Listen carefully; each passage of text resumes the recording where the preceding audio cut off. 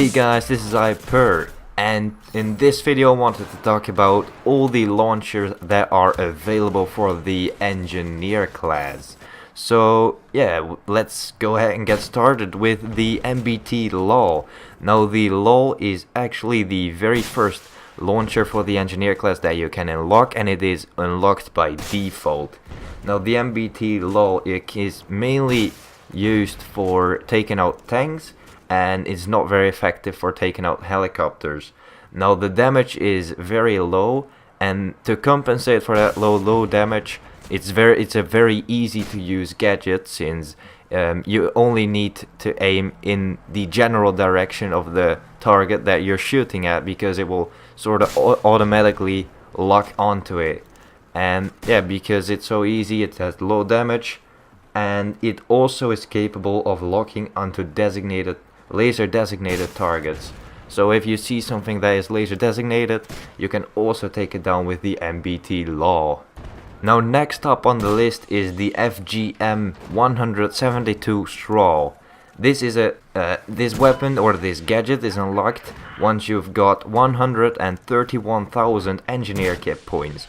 It is a wire guided rocket and is best to compare with the TOV missile in Battlefield 3.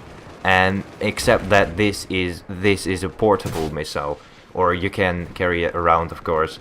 And the way that this missile works is that when you aim down sight, you can actually control the missile. Now it does a bit more damage. It does more damage than the MBT Law, and is therefore great for taking out helicopters and tanks.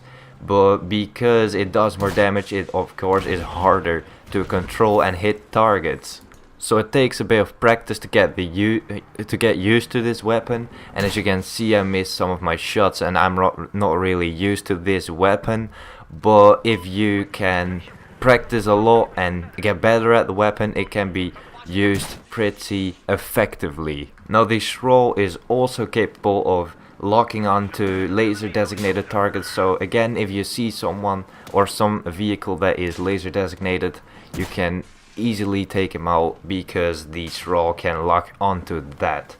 Next up on the list is the RPG 7v2. Now in order to unlock this gadget, you need 43,000 engineer kit points. Now it looks a bit similar to the MBT Law, but the main difference is that you need to directly aim at the target before it hits. And because it's a bit harder to use than the MBT Law, it does a bit more damage, and the damage can vary between 20 and up to 50. So if you hit, for example, a tank at the back, it can do 50 or 53 damage, and if you hit them in the front, it will do around 20 to 25 damage. Now next up on the list is a weapon that looks very similar and performs very similar to the RPG, and that is the MK153 Small. Now the Small can be unlocked once you've got 69,000 engineer kit points, and it performs again similar to the RPG, but there are a couple of differences, and that is that the rocket of the Small travels faster than the rocket of the RPG does.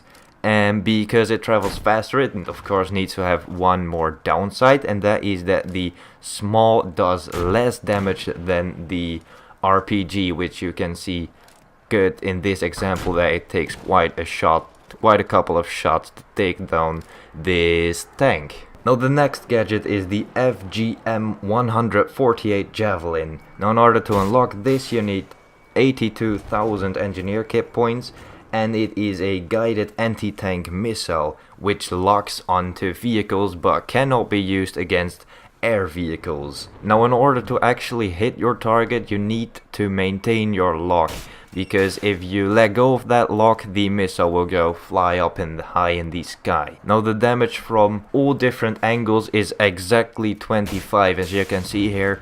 It doesn't really matter if I shoot it from the back or the front, it all does 25 damage. Next up is the FYM-92 Stinger.